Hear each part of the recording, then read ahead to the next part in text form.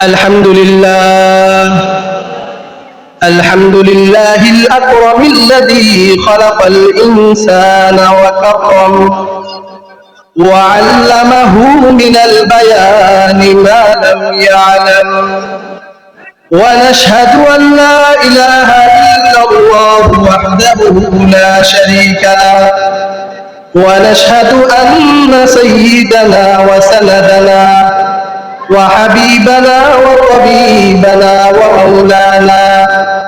ومولانا محمدا عبد الله ورسوله صلى الله تعالى عليه وعلى آله وأصحابه وبارك وسلم تسليما كثيرا ألم نجعل له عينين ولسانا وشفتين وهديناه النجدين আল্লাহ পাক রব্বুল আলামিন বলেন, আমি তোমাদেরকে দুইটা চক্ষু দিয়েছি এবং তোমাদেরকে জিহ্বা দান করেছি এবং তোমাদেরকে দুইটা ঠোঁট দিয়েছি, তোমাদেরকে ভালো মন্দ দুইটা পথ দেখিয়েছি।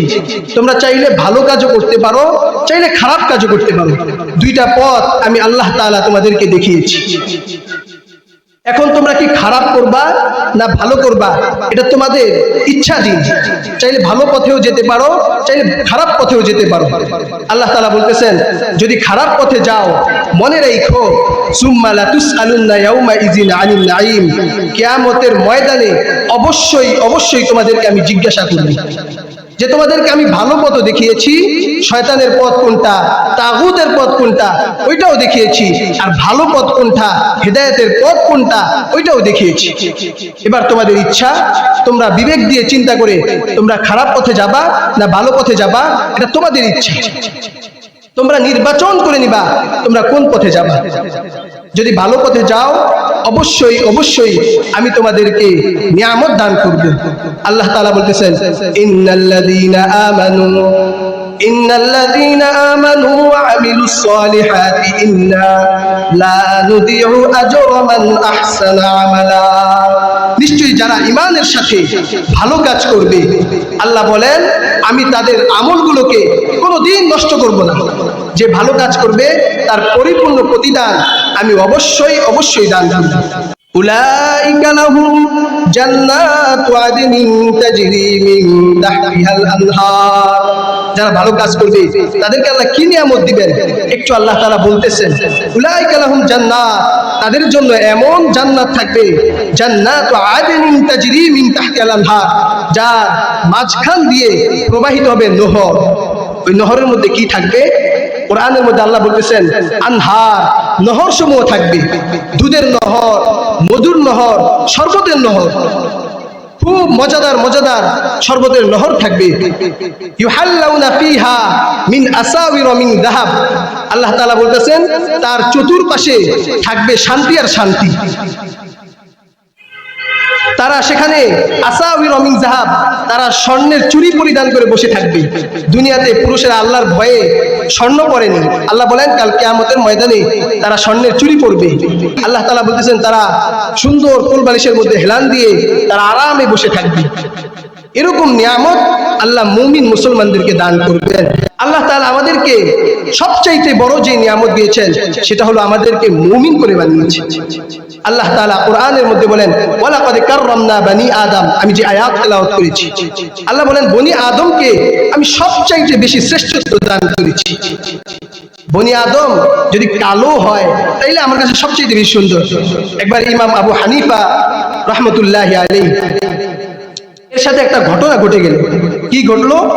এক লোক ঘরের মধ্যে রাগারাগির সময় বলে ফেলল স্ত্রীকে যে তুমি যদি চাঁদের চেয়ে সুন্দরী না হও তাহলে তুমি তালাক। তো রাগের মাথায় যখন বলে ফেলেছে তো স্বামী এবার মন খারাপ, বলেছে তো রাগের মাথায়, কিন্তু এখন স্ত্রী ছাড়া তো চলেও না। সেই বাচ্চাদেরকে দেখাশোনা করে ঘরবাড়ি ঠিকঠাক করে রাখে, তার সাথে মিলে শান্তি পাওয়া যায়, স্ত্রী ছাড়া চলে না। এখন সে মন খারাপ, মাদ্রাসায় গিয়েছে মুফতি সাহেবদের কাছে, কোনোভাবে একটু আমার স্ত্রীকে হালাল করে দেওয়া যায় কি? কি সমস্যা? বলে সমস্যা হলো আমি স্ত্রীকে বলেছি তুমি যদি চাঁদের চেয়ে বেশি সুন্দরী না হও তাহলে তুমি তালাক।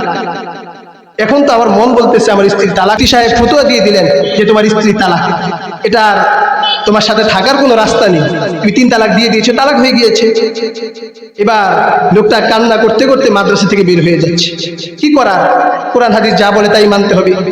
এবার ইমাম আবু হানিফা ছোট বালক, ওই দরজা থেকে দাঁড়িয়ে দাঁড়িয়ে দেখেছেন যে লোকটা কান্না করতেছে। চাচা যান, কান্না করতেছেন কেন, তুই এখানে আসেন। যাও, তোমার কাছে বলা যাবে না, তুমি বাচ্চা মানুষ, বড় বড় মুফতি সাহেব মুরব্বীরা ফতোয়া দিয়ে দিয়েছেন আমার স্ত্রী চলে গিয়েছে, আর তুমি কি জানবে, এগুলো তোমার জানার বিষয় না। একটু যদি বলতেন হয়তো আমার দ্বারা সমাধান হতেও পারে। আচ্ছা ঠিক আছে, আমি রাগের মাথায় তোমার চাচিকে বলে ফেলেছিলাম যদি তুমি চাঁদের চেয়ে সুন্দরী না হও তাহলে তালাক। সব মুফতিয়ান ইকরাম ফতোয়া দিয়ে দিয়েছেন আমার স্ত্রী তালাক হয়ে গিয়েছে, এখন এগুলো তোমার জানার তো বিষয় না, লজ্জার কথা। আমার মন বলতেছে আপনার স্ত্রী তালাক হয়নি। সুবহানাল্লাহ। যে বড় হবে ভবিষ্যতে ছোটকাল থেকেই বোঝা যায়। এবার বলে আমার মন বলতেছে তালাক হয়নি, আসেন অফিসে আসেন। মাদ্রাসার অফিসে নিয়ে গিয়েছে, তারপরে সব বড় বড় হুজুরা দাঁড়িয়ে আছে। কি তুমি মুক্তবে পড়ো, ছোট বাচ্চা, তুমি কি ফতোয়া দিবা? বলে গে হুজুর আমার মন বলতেছে ওনার স্ত্রী তালাক হয়নি। দলিল কি? দলিল হলো আল্লাহর কোরআন। কোরআন থেকে কি দলিল? বলে লাকাদ খালাকনাল ইনসানা ফি আহসানি তাকওয়িম। আরে আল্লাহই তো কোরআনের মধ্যে বলেছেন যে আমি মানুষকে সবচাইতে সুন্দর করে বানিয়েছি। ওই মানুষটা যদি কালো হয় তাইলেও আল্লাহ তাআলার কাছে সবচাইতে দামি, সবচাইতে সুন্দর। আল্লাহ তাআলা বলতেছেন আমি মানুষকে যত সুন্দর বানিয়েছি, চাঁদ সূরজকে অত সুন্দর বানাইনি, গ্রহ নক্ষত্রকে অত সুন্দর বানাইনি, নদী খাল বিল কোন দুনিয়ার প্রাকৃতিক সৌন্দর্যকে আমি এত সৌন্দর্য বানাইনি, মানুষকে যত সুন্দর বানিয়েছি। আল্লাহ তাআলা আমাদেরকে মানুষ বানিয়েছেন, পাশাপাশি ঈমানদার বানিয়েছেন। ঈমান কত মহামূল্যবান সম্পদ। বলে কাল কিয়ামতের ময়দানে দেখা যাবে ঈমান কত দামি এক নিয়ামত। এই ঈমানের কারণে বলে সাহাবায়ে কেরাম যুগে যুগে অনেক কষ্ট করেছেন, তাদের কষ্টের কোনো অন্ত নেই, এত কষ্ট করেছে। বলে আমরা জন্মগত ভাবে ঈমানের মালিক হয়ে গেছি, যার কারণে আমাদের কাছে এর মূল্য নেই। ঈমান কত দামি একটা উদাহরণ দিলে বুঝবে। যে এক দিন মজুর প্রতিদিন নদী থেকে মাছ ধরে তার সংসার চালায়, প্রতিদিন নদী থেকে মাছ ধরে যা মাছ হয় এগুলা বাজারে বিক্রি করে এবং তার সংসার চালায়। তো একদিন 2 দিন সে নদীতে যাচ্ছে, কিন্তু কোনো মাছ তার জালে ধরা পড়ে না। সে অতিষ্ঠ হয়ে গেল, এই মাছ ধরে আমি বাজারে বিক্রি করি, ঘরে বাজার সদাই করি, বাচ্চারা খেয়ে থাকে, তো মাছ 2-3 দিন ধরে ধরা পড়তেছে না, মনটা খারাপ। একদিন যখন জাল ফেলেছে, দেখে জালটা ভারী ভারী লাগতেছে, তার মন খুশি। 2 দিন যে মাছ পাইনি, আজকে মনে হয় বড় একটা মাছ পেয়েছি, হয় 20 কেজি হবে। এই মাছটা নিয়ে যখন বাজারে বিক্রি করব অনেক দাম পাবো, আমার 2-3 দিনের যে লস হয়েছে এটা আমার ক্ষতিপূরণ উঠে যাবে। জাল যখন টান দিয়েছে, দেখে জালের মধ্যে বড় একটা পাথর।